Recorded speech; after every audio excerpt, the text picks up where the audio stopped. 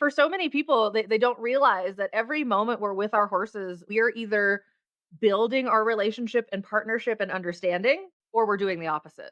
And most people like are just unaware of how horses communicate and are unaware of the horse actually trying to voice their opinions, trying to voice their concerns. And most people, I would say they take it as disobedience or Oh take it yeah. as Misbehavior.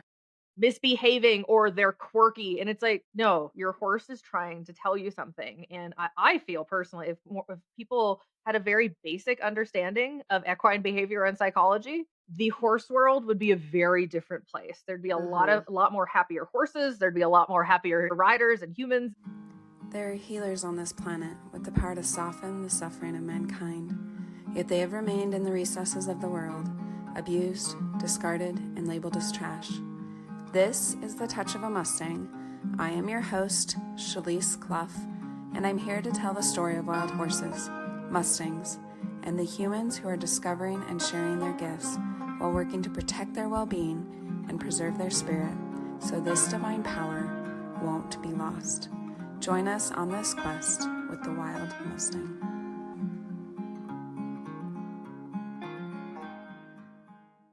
Ashley, thanks so much for being on the podcast. It's great to have you here, and I'm excited to talk about your journey with horsemanship and Mustangs. Awesome. Thanks for having me. Why don't you tell us how you got into horses and then Mustangs, and then I'd love to also talk about some of the work you do helping others with their horses. Cool. So how I got into horses was I think I came out of the womb screaming horse. I've been Yeah. obsessed with horses since I think the second I realized what they were. I didn't come from a horsey family though. So I'm the only horse crazy person in my entire family. I think I'm the black sheep of the family for sure. There's Yeah. no other horsey people.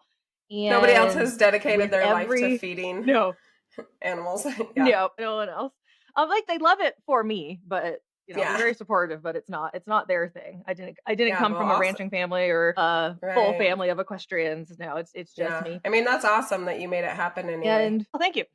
What wasn't easy, but I think like just obsessed with them since the moment I found out what they were. It's kind of cute. Every birthday I'd wish for a horse. Every Christmas I'd be praying for a horse. Like all of like Yeah. up until I think I was 8 years old, and my parents were like, "Oh, okay.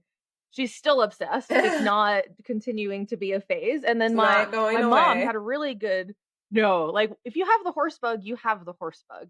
Hmm. And my mother had a really good friend who I now consider more like an aunt, and she had a horse. And while I think around 5 years old is when I went and spent time with her and her horse, and he was a Mustang, which is kind of interesting. So the first Wow. horse I ever really had lots of interactions with, like from age 5 to 8 years old, was a Mustang named Maverick. And he was lovely. He was a great horse to learn on. Like as an itty bitty little kid, he was very safe and very well developed and well trained to like take care of a teeny tiny child. And Hmm. then so become 8 years old. He then passes away, and then my parents are like, okay, this is not just a phase. She is obsessed. That's when they started looking for horses for me. And then my first horse, Sam, he was a quarter horse, and again, he was a lovely first horse for a child, very well educated horse, took care of me, and like got it. I got into English performance, so I became more of a jumper and Hmm. loved all of the English performance realm and all of that. Then a horse that came into my life that was more challenging when I was older, so like my late teens, and she was the horse that was so misunderstood that she caused me to completely shift my entire approach when it comes to horses. She was everything that I said I never wanted. I said I never want a mare, I never want a gray horse, and I never want an Arabian. And she was a Oh great no. Arabian mare, and she completely changed my life though. So turns out like she wasn't the crazy Arab that everybody, said back in the day. Like a lot of people in the horse world, they think Arabs are lunatics. It's not true. Very intelligent horses. Yeah, they're Um, incredible. but everything that I was being told to do was just blowing up this horse. And it took hours to catch her, took hours to load her in a horse trailer. By the time like we were showing and jumping, and by the end of our classes, we were still winning. But by the end of our classes, like my hands felt so raw and in pain for holding her back all the time, and her mouth would be bleeding. And it's like, this is not what I signed up for. Like, this horse hates me. I want to get out of horses. And then my mother had been diligently researching other ways to be around horses and looking for other trainers, other like teaching modalities, and that's when I wanted to give up at that point in time. But that's Yeah. when I don't know if you're familiar. I think I can mention their names on here, but that's when Pat and Linda Pirelli were doing big tour stops around the United States. And this was Hmm. back in 2014, I think. Yeah. Yeah, 2013 or 2014. And I'm thinking, like, okay, what's this cowboy going to show me what to do? And she's like, let's go to this tour stop and see if they can help. And if you still want to get out of horses, we'll make that decision. So I went to the tour stop and saw Linda, who I still consider one of my mentors, jump bareback and bridleless on her warm blood and jumped over a picnic table. And I'm like, sold. Yeah. I All want to do right. this for Maybe the I rest can of my life. learn. Yeah. So maybe I can learn these things because there they are doing these beautiful things with horses with no lines attached at liberty, and these horses are choosing to stay with them. They're riding bareback and bridleless, and these are things that I only dreamed of. I never thought like you could actually get a horse to want to be with you so badly. Like Hmm. it was powerful. It changed me seeing that. And so then I went through their home study program. That same mare who everyone thought was crazy and dangerous, flying an 800-pound kite at the end of your lead rope Yeah. and like spooking at everything. Everyone said this mare was insane. Well, turns out she was just very sensitive, and I just kept terrifying her all the time. Mm. And when I learned that I was the problem, not the horse, like life completely changed. And that horse who was deemed crazy is I was able to do lots of great demonstrations with her. I did lots of bareback and bridleless demos with her. I did one of my coolest trailer loading demos where I was actually standing on top of the trailer and loaded her in. And Hmm. then she was also able to be used as a hippotherapy horse for children who have autism. So that same Arabian who was like everyone said she was a lunatic and I should just get rid of her was just a very sensitive, very intelligent, very, very, very scared horse. And then once I realized what was important to her, she wasn't scared anymore. And all of a sudden she was this brave, intelligent being that she always was. But I was Yeah. then able to bring that out of her. So that's what brought me into horsemanship. I was a Pirelli professional for 10 years, loved working for the brand, decided in 2020 that I was going to leave and do my own thing. And how a Mustang came back into my life. So the first horse ever in my life was a Mustang. And then how my current main squeeze got into my life, Romeo, was I actually wasn't even supposed to have him. I was asked by the Pirelli Foundation to participate in a big fundraiser called the Rehoming for Life Challenge. And what they were doing is, have you heard of the Road to the Horse? Yeah. Okay, so it's a 3-day cult starting event, Hmm. but they wanted to do a year-long event where 10 instructors from around the country were picked to then develop these hand-picked horses that were coming out of rescue situations instead of really high dollar breeding programs. And the goal was to show that there can be amazing horses in rescue situations out of no fault of their own. And rescue horses are not throwaway horses, Yeah. and be able to showcase like what a solid education and a solid foundation put into a horse, how spectacular they can be, even if they don't have the phenomenal breeding behind them. The breeding, like it gets you a little bit, but it doesn't get you a guarantee. Right. There's a lot more into developing a super horse than just their breeding background. It can help for sure, but it's not the only thing. So I get called up and get told that there's this 2-year-old stud colt Mustang fresh off well, no, he wasn't fresh off the Indian reservation in he was actually rounding up off the Tohono O'odham Indian reservation south of Sonoyta, Arizona, with a herd of BLM Mustangs. But Mm. him and his mother were not branded, so they had Navajo brands, and they were rounded up. Not really sure how him and his mother got mixed in with that herd, but then they were sent off to auction. And he was only 2 weeks old during the roundup. and his mother had a perfect K on her hip, and he had the brand at less than 2 weeks old, and it got infected.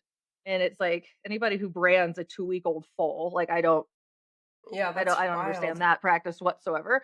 And then there's no brand registry when it comes to the Navajo Nation, so there was no way to try to figure out where this horse or this mare and her foal came from.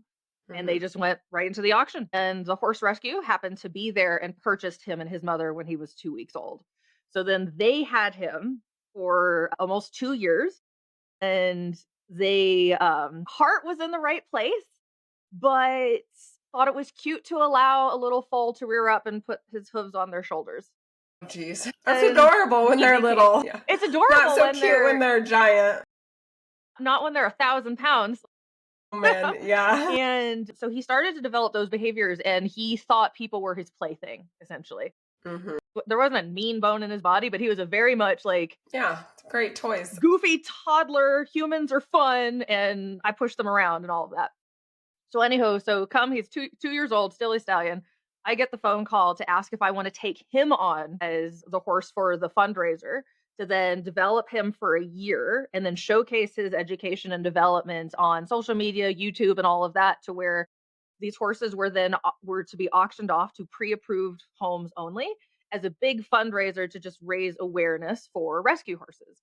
So I meet him, and he runs over the owner of the horse rescue that had him, and he's just super confident and super silly and pushing on everything, and he is handsome. Like, oh my goodness, like, he looks quite Iberian, because with Mustangs, we don't really know well, we know a lot of how they got here, but their breeding can range and differ Oh, depending yeah. on the area they came from, and then the history of how they got there. So he looks very Iberian, and when you see him on my pictures and videos all over social media, he's very handsome. And I think I was the first person to say no to him and set a boundary, and he was just Mm, like, I like yeah. her. And so that he was gelded, and I took on his training and development with every intention of him going to the Rehoming for Life Challenge, which was a cool fundraiser. It was located in Texas. And with, I think, about 10 months in, so it was like 2 months before the big event, I was like, oh no, I don't know if I can let this guy go. Mhm. So, a little bit more background on me. I had built my career on helping horses that failed out of dressage barns, reining barns, failed out of other performance barns that were deemed untrainable, and like blown up dressage horses, blown up barrel horses, like horses that unfortunately people failed. Mhm. And those were the horses that I built my career on. So even my personal horses had a lot of baggage from ill handling and very, very, I would even say more traditional dressage training. And so I was used to helping the very sensitive, very emotional, very complicated horses that you had to help them like unlearn patterns of behavior that were Right. dangerous, or even help them unlearn unhealthy patterns of thought when it came to humans. So then when I was developing and teaching Romeo and starting him, it was so different because he was like this blank canvas. Like, other than him thinking humans were silly and Besides fun, rearing on your shoulders. yeah, besides doing all those silly things, which was a very easy fix for a young horse, Mhm.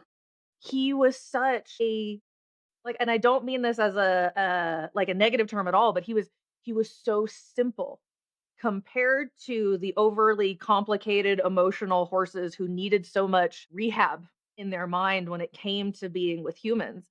Like, he was Yeah. never afraid of humans, he was never terrified of us, he never learned to push into people, like he never learned that we were scary. Mhm. He never experienced any of that, and his mind was so malleable, and so like he picked up on things so much faster because there was no need to dig in and help him unlearn patterns of behavior first before he could understand things. Yeah. So he was like the one of the easiest horses I've ever started ever. And I was just like, he's so he's all there, like he's all there all the time, like conscious with you all the time. He's never not there.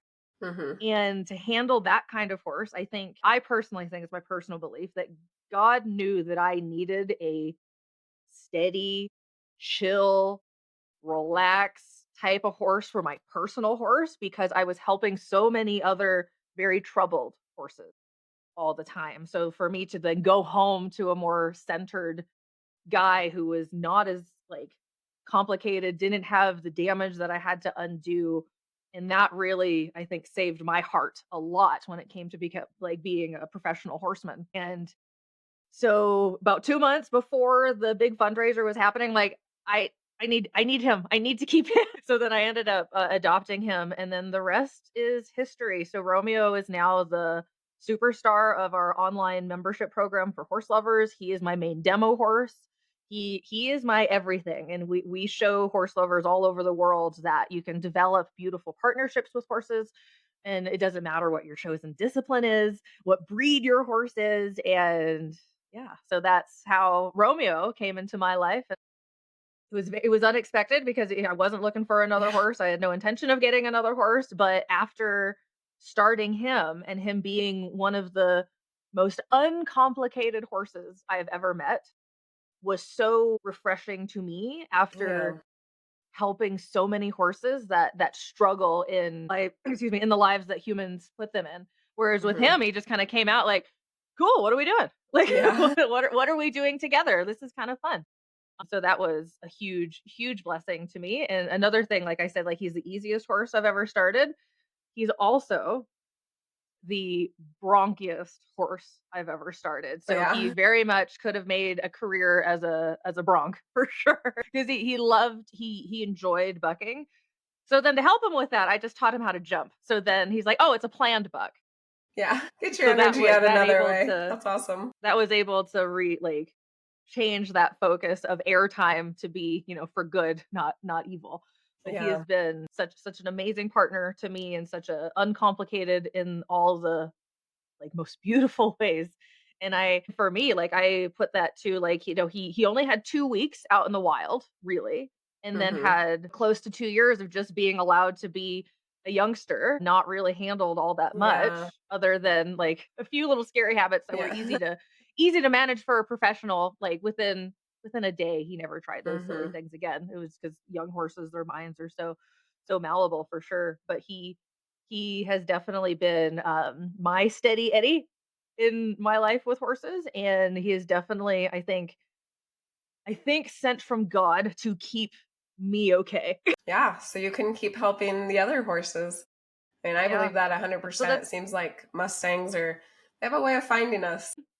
yeah, and Yeah. it's funny, like, he's not like, because I was like, I had warm bloods, I had thoroughbreds, I had quarter horses, lots of Arabs, and, like, he was not on my radar for a horse. Like, he's not my type, but Right? his You weren't looking for mind. them. Mhm. No, but his mind and his emotions and his personality and how intelligent he is, yeah. Oh, yeah, he's my type.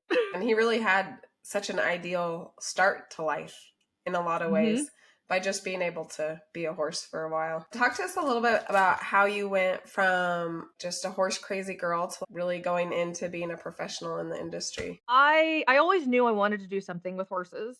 Hmm. Lots of people are like, "Oh, why don't you become a veterinarian?" Or, um, like, that was mostly the biggest draw for a lot of people, like, "Why don't you go the veterinary route?" Yeah, And super for common. me, yeah, and, like, I thought about it, but the horse's mind was more interesting to me than their body and physiology. Mm. How they thought, how they viewed the world, how they learned, how they perceived things, how they processed things, their emotions, their feelings, like, that was way more interesting and very, very much more of a focus for me than the outside of a horse. So, for me, I thought I kind of went more the route of equine psychology and behavior than becoming a veterinarian. So, it's like I wanted to specialize on how horses thought and Yeah. learned and processed the world and wanted to dive into that more than veterinary medicine. So it's like being a equine psychologist Yeah, no, I love instead of that. being an MD. I So haven't like that actually was heard that term, but that's a great one. It's definitely one we yeah, should so bring into the world of yeah, horses. equine psychologist because like I was fascinated with how they thought, how their brains worked. That was what really captured me. And that's when learning about more horse behavior and really getting into more like true horsemanship as an art form. That's where I was just so obsessed with how the horse's brain worked. I just kept going and kept learning. I always knew I wanted to be doing something with horses, and their mind was what really really caused me to dive into it head first into a career. Never looked back. What are some of the changes that occurred from that time where you're showing your Arabian, having all these problems Mhm. till now? Like, what are some of the values and ideas and things like that that really changed within the way you worked with horses? Everything changed. I like my entire being shifted. I went from blaming the horse for acting like a horse to realizing that I was the cause of all the horse's negative Mm, emotion. I went from taking the horse's behavior personally to understanding that like none of their behaviors should be taken personally. They don't even have a developed frontal lobe like we do in their mind. They're incapable of plotting yeah, against us. right. I became way more empathetic for how a horse viewed the world and how they can struggle in the world that us humans put them in. Seeing a horse as a prey animal, as Mother Nature intended them to be, and having more of an understanding of like when a horse is fearful, they're not just concerned for their safety. Like they think they're going to die. And that is why they react so in our minds abruptly or such extreme ways, and Yeah, us so humans will be like, oh, dramatically. you're Yeah. yeah, like, oh, you're this It's a big piece of brave paper. animal. It's a piece of paper, it's a plastic bag, it's a rustling leaf. And to them it's like it's life or death. So Yeah. when you understand that, it's very hard to take it personal. It's very hard to be upset and angry with horses. It just allows you to be more present with them and to be able to actually help them through these Hmm. things. So I went from more of very, very traditional training to then like realizing that horses know when you are present with them and then they know when you're not. So I think Ray Hunt would say like horses know when you know and they know when you don't know. And I think that's kind of what he Yeah. was referring to is that presence and awareness of how the horse thinks and how the horse perceives the world and being in tune with that, like, that changed my entire life with horses and, going from, just thinking the horse was acting out on purpose to then realizing the horses is behaving this way because they're trying to survive. That's it. There's no ill It's intent, not there's deeper. no, yeah, and it's not deeper than that. A lot of people wanna try to make it deeper than that, and it overcomplicates things, and us humans get more emotional, and the poor ponies get more and more scared, and it doesn't help anybody. So, I very much went, like 180 degrees, completely different direction from being a more traditional training and riding and competing, Hmm. to more of a focus on developing a relationship with this amazing sentient being, and also, like, say if we did wanna still compete, like, having a horse that's in the arena with you, and they love it just as much as you do, Mm, instead of it feeling like this constant battle of the wits, and it's a war between us and our horses, and somebody has to win. It's like, I want me and my horses to both be winners at the end of the yeah. day, and that way of being with horses just, like, ew. Yeah. And I think that's a dream that a lot of people have to, have your horse Mhm. on board with you, wanting to do the things that are so fun for you. So, really cool that you found a way to do that. Tell us a little bit about how that process kind of unfolded with your little gray Arabian. So, one of the first things that in the home study program with Pearly Natural Horsemanship that I went through was they ask you to do this exercise called undemanding time. And it's super powerful. And it's something that I had never even thought of because, like, Yeah. I thought you catch your horse however you can, Yeah. throw the You saddle on go however and you you do. can, Yeah. kick him to go, pull him to stop, use the reins to turn. It's like, those are all lies as humans are told in the horse industry. It's all crap. And so the first exercise I asked you to do is a undemanding time, and that's where you just go and have no agenda with your horse. You go and sit out with them for a period of time, whether you want to be in the stall or in the paddock, wherever your horse is living. And it was massively eye-opening for me because what had happened, because this horse was hard. Her name was April. This horse was very hard to catch, very skeptical, very terrified of things. Yeah. And I was then at this point in time learning about that.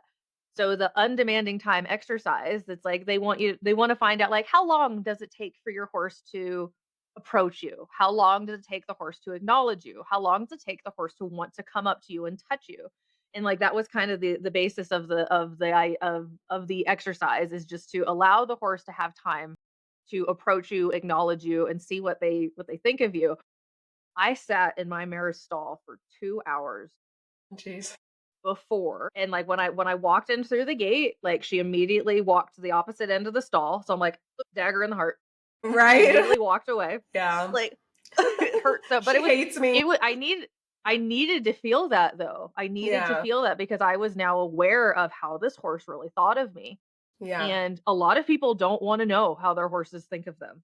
For Right. me, it's like, I wanna know everything, and I want to help people who want to know how their horses feel about them. Yeah. So in this exercise, I walked into the gate. She immediately went to the opposite end of the stall and put her nose in the corner and just stood there for 2 hours. Far away as she could And get. I just, as far away as she could get, and I just sat there thinking like, oh my God, this horse hates me. What have I done? Like, I didn't know.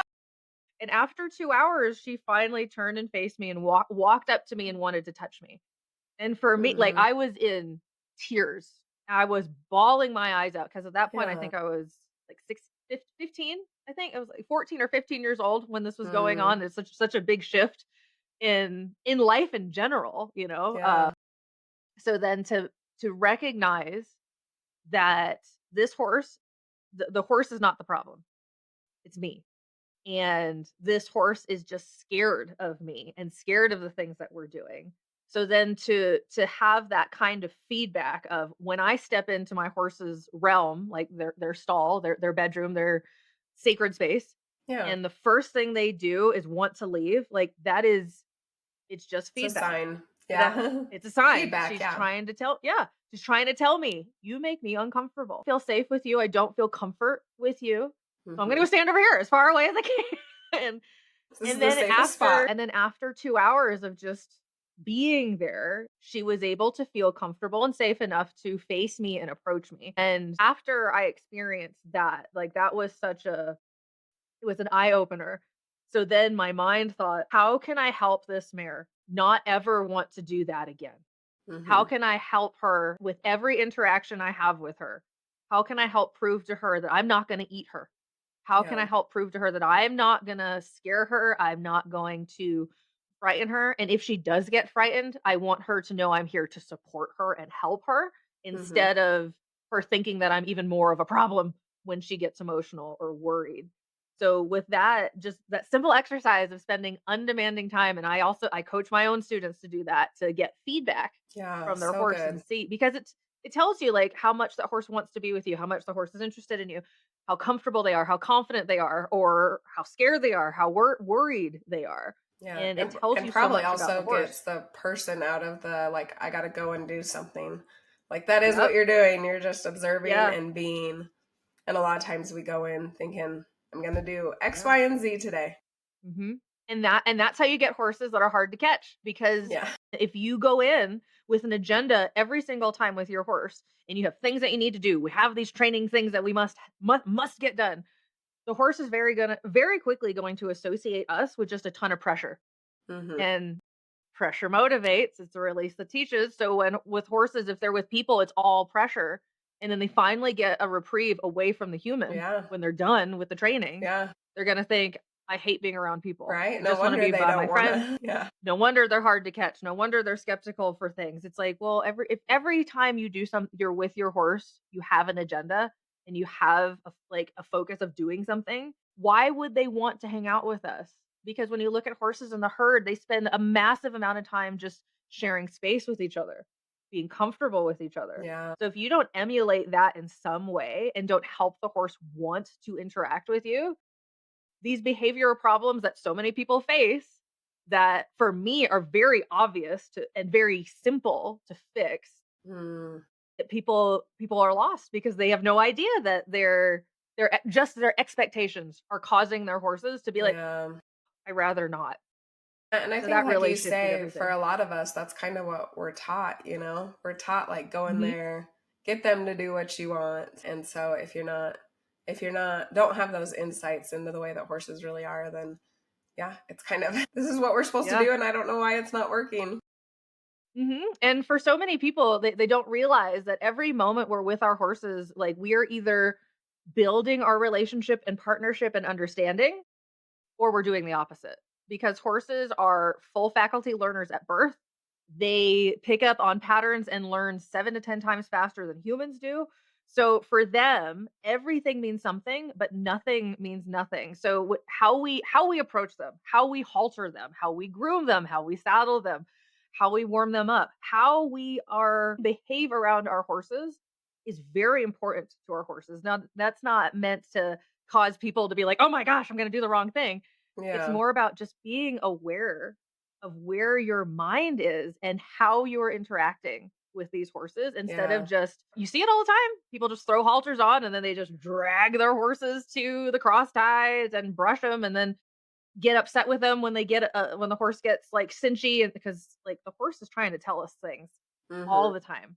And most people like are just unaware of how horses communicate and are unaware of the horse actually trying to voice their opinions, trying to voice their concerns. And most people, I would say they take it as disobedience or Oh, take it yeah. as Misbehavior. misbehaving or they're quirky. And it's like, no, your horse is trying to tell you something. And I feel personally, if people had a very basic understanding of equine behavior and psychology, the horse world would be a very different place. There'd be Mhm. a lot more happier horses. There'd be a lot more happier riders and humans in general. Mhm. Just having that simple knowledge of how the horses see us and how they learn, how they think. Yeah. Talk to us a little bit about that. What are some of the most changing concepts that you think would really help people? Like if they could change their mindset to have this understanding of the horse, what are the top areas for that? Top areas. Probably the biggest one is understanding that all horses are prey animals. Every single one, and the only difference between a horse and a squirrel is about 1,000 pounds. And a lot of people will see that and they'll kind of chuckle at it, like because Yeah. it's true. It's silly to think about like our big, beautiful Yeah. horses and the teeny tiny little squirrel, like the Yeah. little squirrel from Ice Age. But that's how their minds are set up, and that's how Yeah. Mother Nature has programmed them to live and survive. They are programmed to fly from fear and then ask questions later. They are programmed to move. So that's the biggest one. If humans, equestrians, horse lovers understood their horses as prey animals and then also understood that we are the polar opposite of that, Yeah. like We're predators. arguably, we're predators. Like arguably horses are the most advanced prey animal on earth and horses are arguably the most advanced prey animal on earth. So the fact that the two of us can have these beautiful relationships is a miracle. But Mhm. what it really takes is first the human must learn what is important to a horse and learn to think more like a horse. So Mhm. then you can show up in a way that helps the horse. So then the horse can show up for us. But we, the humans, have to be the ones to learn that first. A horse is not going to take the time to study us and be like, Yeah. okay, this behavior meant this and that behavior meant that. Check. Right. They're not going to do that. We have to do that. We have to think about like, how does this horse see the world? How will this, how will this influence my horse's behavior? And how can I help them? And having an awareness of them being a prey animal would help so many people. And so many people have like don't even realize that or they have a little bit of an understanding, but they don't really think about it at a deeper level and they Mhm. don't really think about like okay, yes, when a horse is afraid, they are worried for their life. Yeah. So then to make it easier for us humans to understand them, I would say put yourself in a situation where your life was literally in jeopardy. Yeah. How crazy are you going to behave? How crazy are you going to behave? Unless, so here's that big one, Mhm. unless you are trained for it. Like Yeah. we have Navy SEALs that are trained to handle high pressure situations that are very dangerous, right? They are trained to handle that. We expect our horses to operate like a Navy SEAL with zero training. Yeah. For our horses, like horses in the lives of humans, it's such an unnatural thing to them. It's very difficult for them.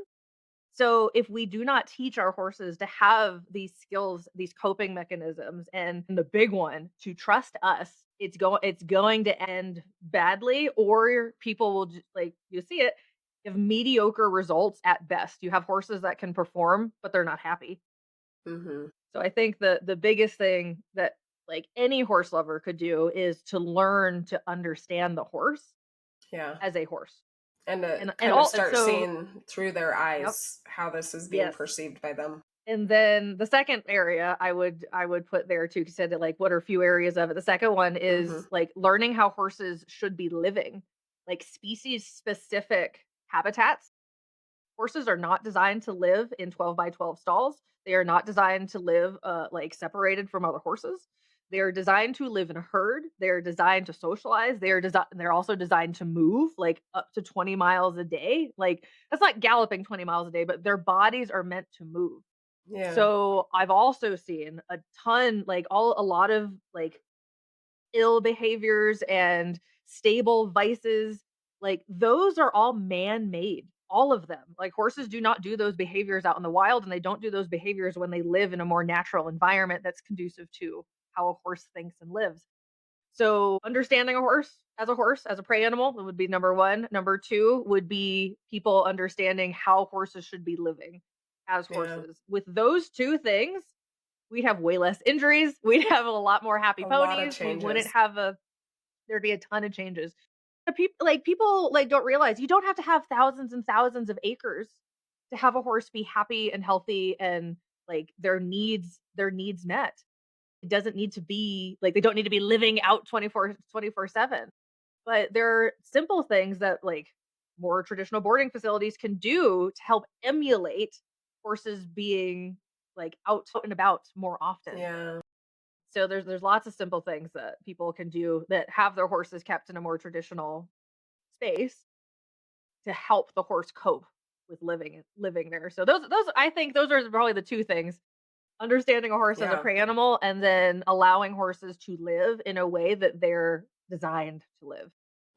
Yeah, I think you're right. Those eliminate a lot of the frustrations we have if we do what we can Mhm. in those two areas. Yeah. What are some of with your Arabian? What so you took the time to kind of spend time with her. What are some other things you implemented that really made because she had a pretty drastic transformation from, surviving with her to really thriving is what it sounds like. What are some other Mhm. changes you made and things you implemented or learned? Yeah. So the biggest one was not blaming her for being scared. That was a big one. Not blaming her for her behavior. Other things were like learning to retreat when she was worried instead of thinking that flooding the horse is going to Pushing cause it. them to be more Mhm. comfortable and confident. When you push a horse over their fear threshold, like a few things happen. One, you either get a big blow up and come apart, or the horse shuts down. And a lot of people in the horse world will view a shut down horse and say, "Oh, that's a bomb-proof horse. He's Mhm. so calm."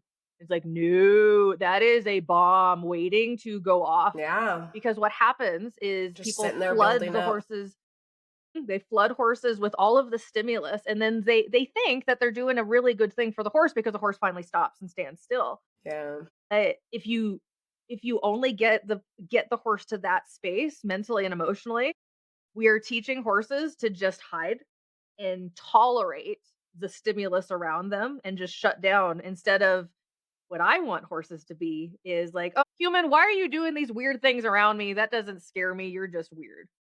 You Yeah. have to help a horse get to that space mentally. And a lot of people misread a shut down horse and think it's a calm, quiet horse. And those are the same horses that out of nowhere, for no reason at all, nothing happened, the horse exploded.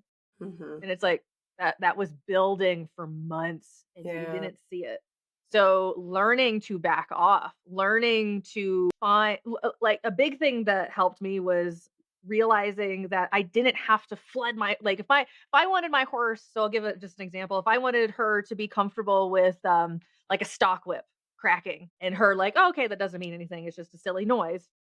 You don't start right next to the horse cracking the stock whip and say, Yeah. deal with it, right? No. Yeah. Like you help them. You find something that might make a similar noise, but might be less noisy, and you make the noise while you're walking away from your horse and allow her to follow you when you're making that silly ruckus. Because for horses, it's very hard to be terrified of something that is retreating away. Hmm. So, like, learning how to help a horse, like, understand the life in Humansville and Yeah. understanding that you can do things in stages. It doesn't need to be like this big emotional come apart helping a horse understand something. You can have the big goal of, okay, I want my horse okay with the tarp or okay with the stock whip making noise or even gunfire. But you don't start there. You Yeah. start with teeny tiny little steps, like understanding that the process of developing a very confident horse does not look like the end result. But people try to go to the end result thinking like that's how I'm going to teach my horse. It's like that's like all those beautiful spectacular things that people see, like that's like the icing on the cake. That's Oh not how yeah. you start. That's not how Yeah. you start. So that was probably a biggest one of the bigger things I realized with my training and shifting of my principles when it came to training and developing horses was like understanding like there are little steps that you can take to help the horse feel successful very quickly.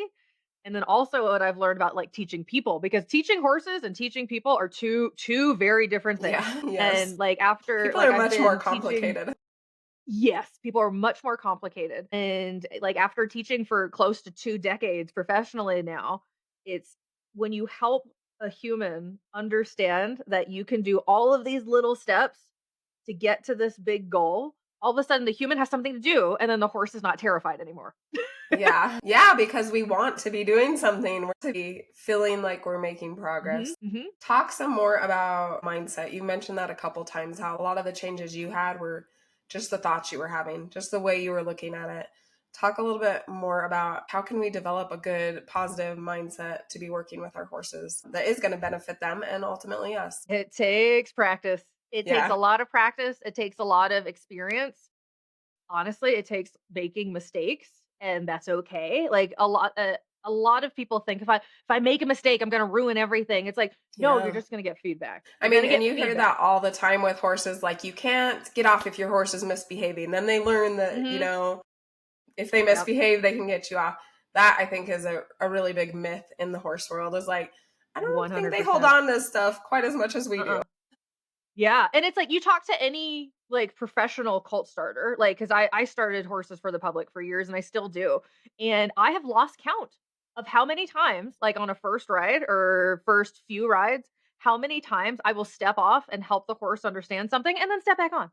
There is nothing wrong with that, and people think like, oh, you let the horse win. It's like first of all, I choose life. Like like Yeah. I I don't know, wanna go seriously. soaring through the air.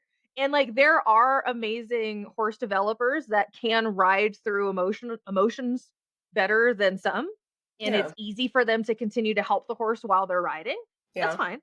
But for me, like, I'm gonna step off, help the I'd be horse the same. understand it again, and then step back on. And there's nothing wrong with that. And that's another thing I'd love for people to get out from this conversation that we're having is like there is no shame at all if you step off your horse to fix something to help them, or if you step off because you feel your emotions Yeah, are because you're going not in a flying good off the place. roof. If you are not in a good space, the horse is not going to be in a good space. Now there are situations where it might be a safety hazard to step off. Those are Yeah. different situations, like if you're riding on a trail and you're on a big Yeah. switchback and Don't there's a step cliff to off your on left, the like side of a okay, cliff. don't step up, right? Like there, or you're working cattle, or there's something going on where stepping Yeah. off would cause you to be in a more dangerous situation. We're not talking about those. What Mhm. we are talking about is like just regular everyday situations. Maybe your horse spooks, gets a little on adrenaline. There is nothing wrong with stepping off, checking your own pulse, like calming yourself Yeah. down, Regulating and then get yourself for a minute. Mhm. Yep, and then making sure you can help your horse regulate their own emotions at the same time. And that's okay. You can do that on the ground and then step back on. So, yeah, like I'm glad you mentioned that, like, because it's such a silly thing. Like, oh, you step off, you let them win. It's like, well, first of Yeah. all, I want my horse to be a winner. And we use that language, I think, in a lot of things, whether it's leading them, you can't do this, or they have Yeah. won, quote unquote. And yeah, I think that's one mindset shift that you can really make is we're not in a Mhm. competition here. We're not against each No. other. I think if you really want Yeah. that relationship with your horse, you're wanting to work together. You're wanting to be a Yeah. team. And so Yes. even just changing that language and that perspective that we have can Mhm. be a really good mindset shift. 100%. Like changing the way we talk about our horses. Like for me, it's like I often will say like I play with horses.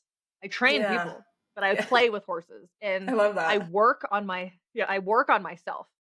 Yeah. Like the moment like I want my horse to be able to do hard things. I want my horse to be able to operate at a world-class level, but that will come with like actually developing a horse who enjoys the things that you're doing together. Mhm. And you have to start with that because like the performance stuff comes and it gets so much easier when the horse is in it with you compared to like managing a terrified prey animal. Like the people that are just managing the terrified prey animals, like they're not gonna compete as well. They're not gonna win as well. Like they might get things done, but the horse is not gonna be enjoying themselves. And Yeah. what I want is that for horses and humans to be like enjoying the things that they're doing Yeah. together, And whether probably you're not the competing human or either when not. you're Yeah. in that relationship. Yeah, so big mindset shifts are like how we speak to our horses, how we speak to ourselves matters a lot. If we're constantly showing up with self-doubt and self-criticism, like our horses their minds are not capable of understanding those very very complex emotions. But if we show up and we're constantly in our minds and we're angry at ourselves or frustrated with ourselves, all that's going to do is come off as pressure to a horse Yeah, they can definitely and sense they're that energy repelled that by we're it. bringing in. Even though they may not understand the thoughts that are behind it, they certainly understand when we were going in and just Yeah. being frazzled or upset. Yep. It doesn't feel good to them at all. Right. And so they want to get away from it. And that is a perfect example of like why horses are used for emotional like equine assisted psychotherapy. It's like it Hmm. gets people to be more aware of what they're doing and how they feel because you have the horse as a mirror right there. And for all of us like horse lovers and equestrians who like and horsemen who get to be around horse all the time, I think a lot of us take that for granted how the horse is our mirror all the time Oh, and for can sure. help us emotionally Hmm. regulate. And for me it's like I don't know what I would do if I didn't have that. Like I must have horses Yeah. in my life. Right. You're either going to need a horse or a live-in therapist. Yeah. Yeah, same. Talk a little bit about competition and having a relationship with your horse. Like, can you do both and how do you do both? Because a lot of times it is like 100%. we want to accomplish something. How do you do that and have a relationship with your horse? Yeah. So 100% you can do both. There is a misconception. And I think, and I don't know if it's because like the world and realm of like natural horsemanship versus normal or traditional horsemanship came to be. I think that is nonsense. I think there is good horsemanship and then not. Yeah. Yeah. Period. End of discussion. So Yeah. you can compete and develop an amazing relationship with your horse. You can do those beautiful, spectacular things. Like you can go compete in dressage. You can go be a roper. You can go do barrel racing. You can go do reining. Like you can do all these beautiful, fun things with your horse and still develop a relationship. People think it's either one or the other, and it's not. The ones who are winning millions and millions and championships after championships after championships over again are people who take the time to build a relationship with their horses because they like competing is easier for them because the horse is in it with them. So, how you do that is through your everyday interactions with your horses. You don't sacrifice your relationship for a blue ribbon. You don't push the horse over what they're capable of doing just for the sake of price money. You take care of the horse's needs at all times. And then the competition is just something that you get to do together. So for me, like, because I coach a lot of eventers, I coach a lot of ropers, I coach a lot of people that are in the performance realm. Hmm. And for me, our coaching isn't necessarily about like how they come to be, not for like the get more skilled on the maneuvers or get more skilled on the tasks needed to be done for the competition. What I help them do is like how is get them to think more like their horse does. To say it's like, how can I help my horse enjoy jumping? How can I help my horse enjoy the slide stop? How can I help my horse enjoy the things I'm asking them to do? So that's how you can like really help people get in a better, I would say better just mindset when it comes to competing. And for me, it's like no title, no championship, no ribbon, no prize money, no piece of equipment is more important than the relationship that I have with my horse. And if you Mhm. keep it like that, if your horse has a like they're in a class and they get scared and they get emotional, you're not going to blame the horse. It's like, "Oh, okay, no big deal. We got a little scared in that class, Yeah. but I, the human, took care of my horse." And that goes a heck Mm. of a long way Yeah. with our horses. And then it also allows horses to like have a longer show career. Could you imagine horses that don't get fried, right? Like you get horses that don't get fried on being in the arena or because they still enjoy being in there. So you can 100% be very competitive and have a very healthy relationship with your horse. But the way you do it is the relationship has to be first, even when you are competing. Yeah.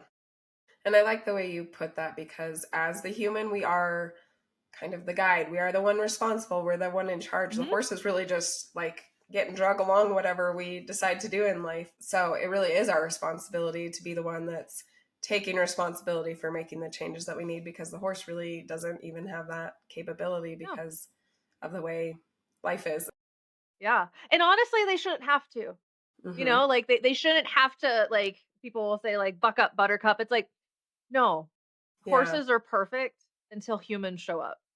So it is our responsibility to learn how to behave around them, to learn what's Hmm. important to them. So then we can help them thrive in the lives we put them in.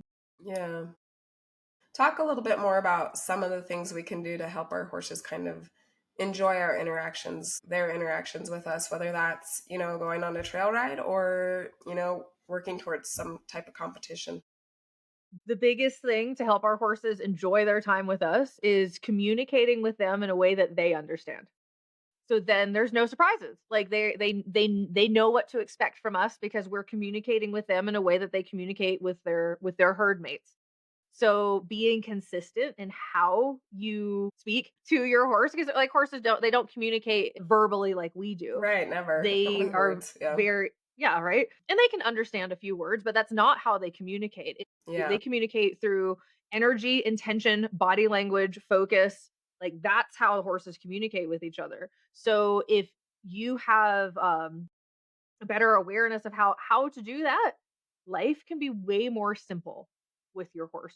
Like going from the basic task of catching your horse to performing flying like tempi flying lead changes. If you know how to communicate with the horse in a way that they understand, everything can go smoothly. And it doesn't mean everything's going to be perfect because that's the same Yeah. thing like with our human relationships. They take time, they take dedication. Like healthy relationships with our spouses, with our friends, with our family, with our coworkers. It's like, it takes work, but when you do the work, it allows us to have these beautiful partnerships, and it's the same thing with our horses. Yeah. And so what might that look like? Say someone has a horse they want a barrel race and they take them out and it's just not meshing, it's not working. What might you tell someone in that position? What do they need to do? What changes do they need to make? So it depends on what is not meshing, like what part of Mhm. it isn't meshing. Like, is it the horse is getting emotional coming off the horse trailer? Is the horse emotional just approaching the first barrel? Is the horse getting upset at the alleyway and they're struggling with that? So it would depend on what specific thing is the horse concerned with and what are they struggling with. So then when you find the specific thing that the horse is struggling with, you then can say, how can I simulate that at home? How can I help my horse feel this similar thing in a controlled environment so then I can help my horse build their confidence and build their understanding at home. So then when I go and compete again, it's not a surprise to the horse. So a lot of it is just more consistency, more prep. And a lot of the times, like it's all in the setup. How can you set the horse up for success prior to the competition?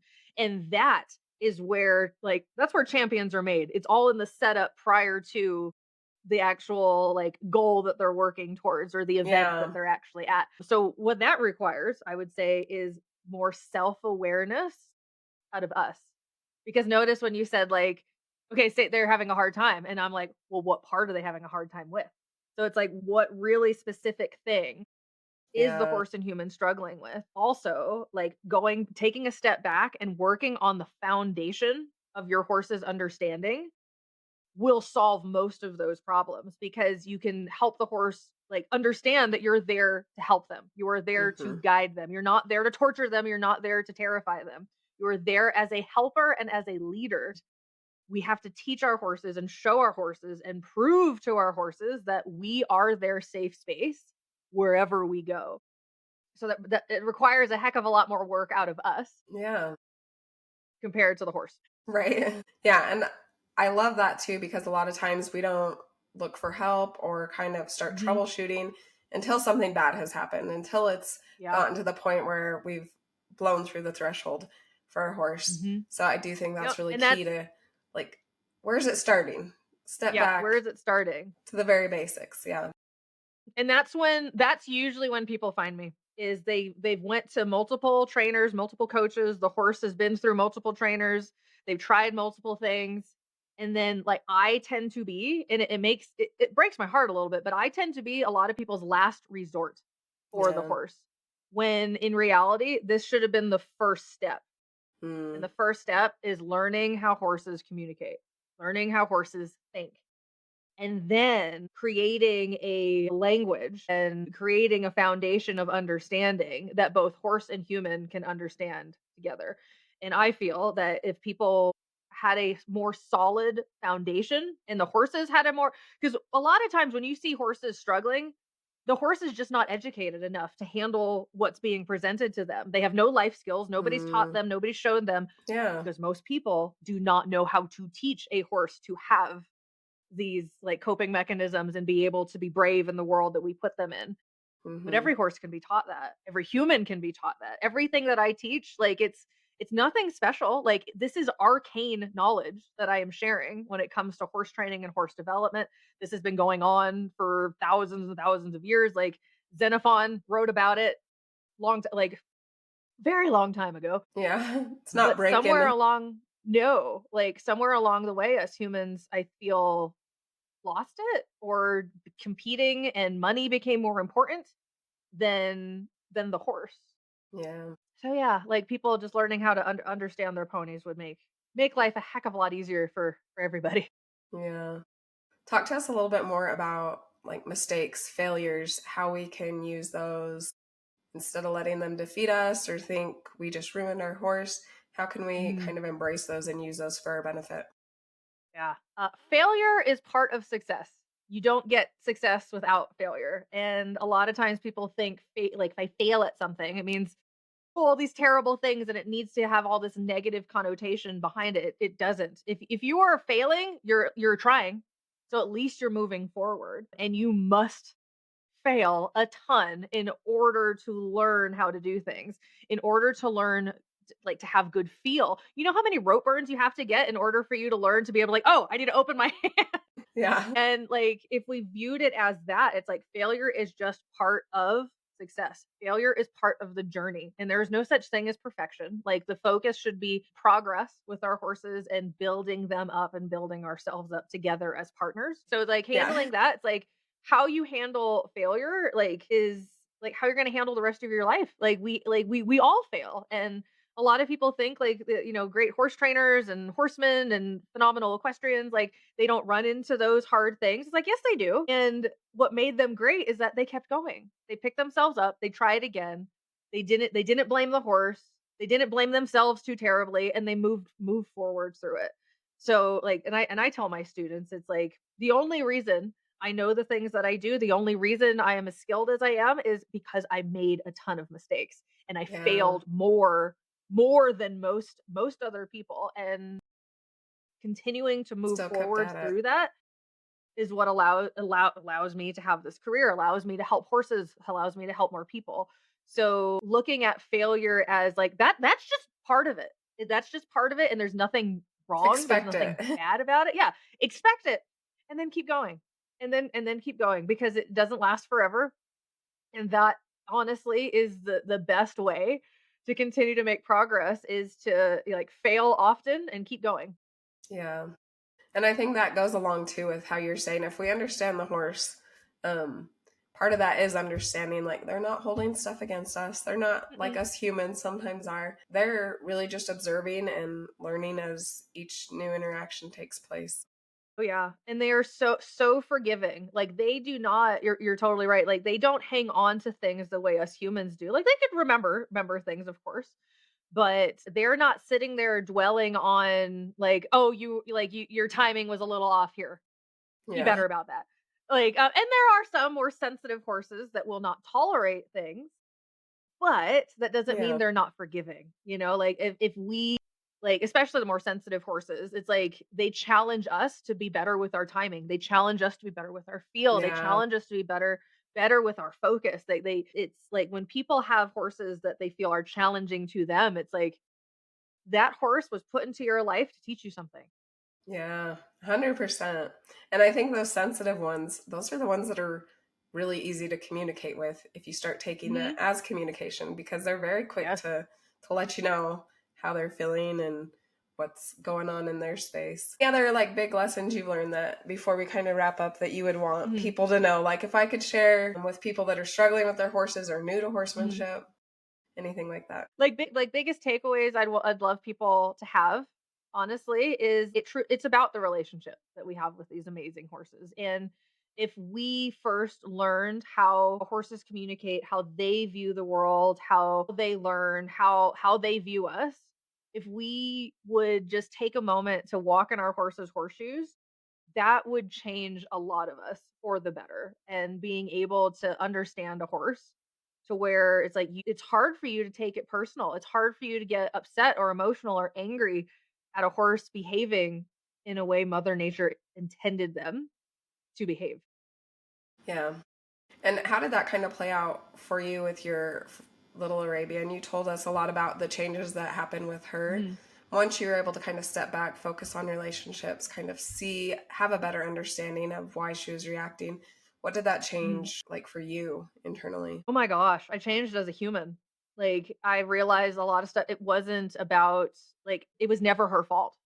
So then learning that she was not the problem, that I was a really big, like, relief because it's like, I can change. Like, when you Yeah, realize, like, "Oh, okay, I'm the problem. Okay, I can do something about this. I can be empowered and it's change within your behaviors. I can control. learn skills.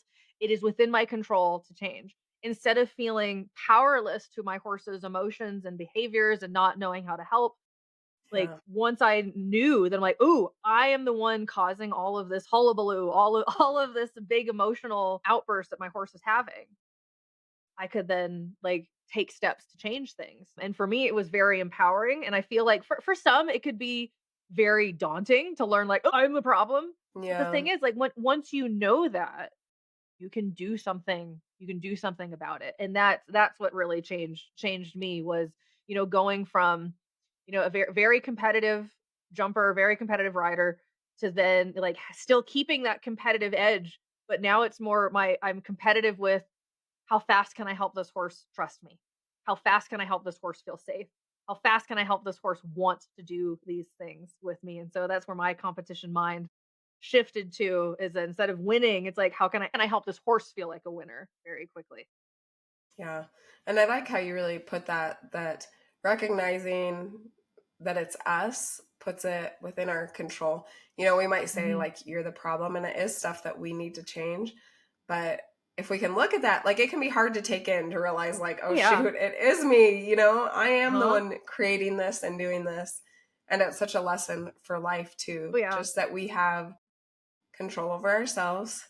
And the way that we take that and accept that can really alter our interactions with the world around us and with our horses. And a lot of us like will take the things that our horses are doing and take it very, very personally instead of it just like this is just feedback.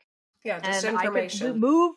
It is just information, and I can move forward with it instead of holding on to it and taking it Yeah. personally. And Is that it that saying doesn't help something about anybody. who we are as a person? Yeah. When it's something that we can change if we want to. Yes, 100%. And I feel that that reason alone, like the people being called out for how they're behaving, how they're feeling, even and like how they're thinking, Yeah. it's not for everybody. Like, not everyone wants to know what their horse is thinking of them. Not everyone wants to do the internal work of becoming more self-aware so then we can Yeah. show up in a healthier way for our horses. And I've had to allow that for some people because like if you're not willing to take a deep dive into who you are as a Yeah. person so then you can be the leader for your horse and safe space for your horse, I'm not the instructor for you. And I think that's like there's just people that this just it doesn't resonate with them. They don't Yeah. want to know it. And it's like, well, Can those be aren't my hard. people and that's Yeah. okay. Yeah. Yeah. Can be hard to take it in that like, oh, you got some work to do. Got some Yeah. work to do. But the thing is, like when you tell somebody who is seeking to be better, but just doesn't know how and doesn't know that they're the problem, Mm-hmm. and you say it, and for me, it's like as a clinician and as a professional instructor, it's like I always deliver news with kindness and with love as much as possible because that is why I'm calling out people. Not Yeah. like there's a lot of instructors that will make people cry. There's lots of instructors that will belittle them for not knowing. It's like, Yeah. well, how are you like if you don't know, you don't know. And you Yeah. can't be upset with somebody who doesn't know. Just like we can't be upset with our horses who don't understand yet. So it's the Yeah. same thing like with teaching people. It's like someone who is seeking to be better for themselves and their horses, and you tell them, like, "Hey, it's actually you," and they're like, "Well, thank God, because I can do something Yeah. about that. It's me." Yeah. And those are the people that I resonate with, and those are my students because they're looking to be better for their horses, but just no one showed them how a horse perceived them. Yeah. And then And what once a you have beautiful that, approach. Yeah, that is because I do think that there is a lot of shame throwing in the horse oh industry yeah, I where got it where all the people time. do feel like, yeah, I know I'm still kind Mhm. of scared of horse people to be honest. Yeah. It get like, cause I think of, like, how many times I bawled my eyes out for being wrong in front of an instructor, or how many times I Yeah. was belittled, or how many times like and for me, it's like, why do people pay instructors to make them feel like garbage? It's like, that's not what it should feel like. You Yeah. should I feel mean, you're empowered. going You there should to feel get knowledge, mhm. to learn what you Yeah, don't and it's learn, like you say. yeah. And it's different when you yourself have an emotional reaction because you're like, okay, I'm processing it. It's a lot to deal with. That's okay. Yeah. That's totally fine. But the instructors that go out of their way to belittle somebody, make fun of them, shame them for not knowing, it's like, Yeah. I don't think they should have a freaking microphone. Like, I don't think they should have any, Yeah. like, they have no business teaching people because they're not actually a teacher. Yeah. And that's another thing I've noticed too in the horse world is like there's amazing horsemen out there, amazing equestrians, but they're not teachers. They're not Yeah. great instructors. They can do great things with their horses, but they're not great at communicating it to other humans so they can then understand how to do that. And that's Yeah. what I pride myself on is like I do like I try my hardest to be able to explain things so that eventually my students don't need me. I want them to just check in with Yeah. me when they're doing really cool stuff or something Yeah. weird pops up that they've never seen before. But for me, it's like I want to empower horse people to be able to solve their own problems, to be able to help their horse through things, Yeah. and like be able to be a partner that the horse needs. Yeah. That's beautiful. I think a lot of us are, there is so much criticism within the horse world because we are so critical Hmm. of ourselves and we're all kind of, Yeah. I think, hoping like, I hope I'm doing this okay. A lot of us, Hmm. Oh yeah. and maybe don't have that confidence and that understanding because it's like, I'm told to do this thing, but it doesn't really Hmm. feel good. And Yeah. so a lot of that I would. insecurity kind of reflects Yeah. out to the horse world, I feel like. Hmm. Oh yeah, and I would also like to just piggyback on that, like that feeling like, oh, this doesn't feel right. I would challenge more horse lovers to follow that. It's like, why doesn't it feel right? Like follow that. Like there's a reason it doesn't feel right. It does it not feel right because you don't understand what's going on, or does it not feel right because it's genuinely problematic to the horse? And like learning Yeah. how to decipher that is a journey all on its own too. For sure. There's real value to listening to our intuition, to Oh listening yeah. to like, this doesn't feel like the way I thought it should. And that's hard to step back because our world's really noisy. But if we can step back and be in that quiet space, and probably something you even experience when you're sitting there waiting for your mare to come to you, when we can kind of step back, it gives us a lot of insight if we can go to that quiet place and start listening instead of like talking, being loud, doing. And then I tell all my students that, like, at the end of the day, the horse is going to tell you what's going to work for them and what's not. And that's why for me it's like I don't hang on to any specific techniques. I don't hang on to any specific tack. Like I have a very very strong principles when it comes to teaching and developing and educating horses and humans.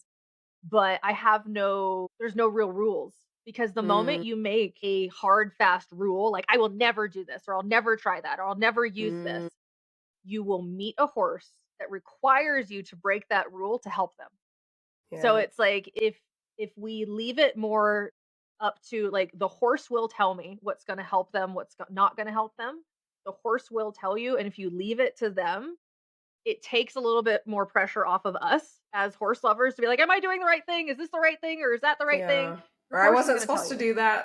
Yeah, was I not supposed to do that? Did I escalate my phases too quickly? Did I not do enough? Like, your horse is Hmm. gonna tell you. So then teaching people how to recognize when the horse is telling them that it's working helps so much.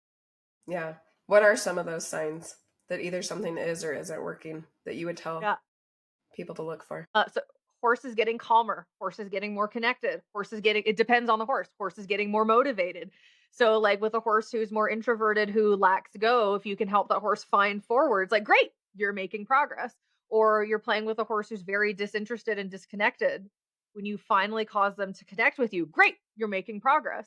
So again, it leads back to understanding horse behavior, understanding what their expressions mean, understanding the feedback that we're giving them. Like that allows people to interpret the behavior that they're seeing in front of them to be like, okay, I'm on the right track, or ooh, I need to back off a little bit. That's interesting. And that's such a switch because a lot of stuff that we're taught to traditionally do is like get the horse hyped up as fast as you can, instead of Mm. like, no, we're looking for calm and connection between us. Mhm. So that is a really good switch to instead of focus on the task you're doing, focus on the interactions that are occurring. Yep, because the basic everyday interactions we have are the stepping stones and building blocks to the more advanced maneuvers. Like to in order to get a really clean, like, flying change or a nice pivot on the haunches, like, you have to have understanding and good feel for your horse to be able to do that. And a horse has a smile on his face while he's doing it, instead of dreading it or feeling like you're trapping them or forcing them. Yeah. It's like it should feel like a dance together. Mm, And there are moments in time where, like, think of yourself if you were learning a new dance. Like, yeah. sometimes we have two left feet, we're going to be uncoordinated and it's going to be like, Right. "Ooh, a little sticky or a little weird." When you're in those sticky, messy parts, that doesn't necessarily anything wrong is happening. And to help people understand that, the better they understand horse behavior, the better they'll be able to navigate those messy parts, or the parts where the horse is struggling or the human is struggling. If you understand you understand your horse's behavior through those things, it becomes less stressful, because you're like, "Oh, okay, I know how to help my pony. They're just worried about this thing. That's how I can help them, or I Yeah. need to back off, or I need to ask for more." But all of that is only possible when the human has more of an understanding of the horse. Yeah. So tell us where people can find you to be able to work with you, take advantage of your knowledge and information, support you, follow Mhm. you. Yeah, so if people want to learn from me directly, they can go to our website. It's thesavvyequestrian.com, and it's an online membership for horse lovers where you get access to me as your instructor. We've created it to be as close as in-person instruction as possible. So if somebody's looking for like a supportive community, looking for like video examples of playing and helping more challenging, difficult horses, untamed horses, untrained horses. There's a lot of Mustangs in there too in our Nice. in our video footage to help horse lovers, because we believe in, like, I want to share the stuff that could be hard for some people to watch. Now, not hard for people like abusive, but more like Hmm. you're gonna watch an emotional horse figure out a puzzle and come to the other side of that. Because a lot of trainers don't show that. They show everything with a finished horse. It's Right. like The I nice, show pretty things, finished product. Awesome. and Yeah. it's yeah, so and we show the stages of development for a horse. So that's a great space for people to get help and support, is the Hmm. membership.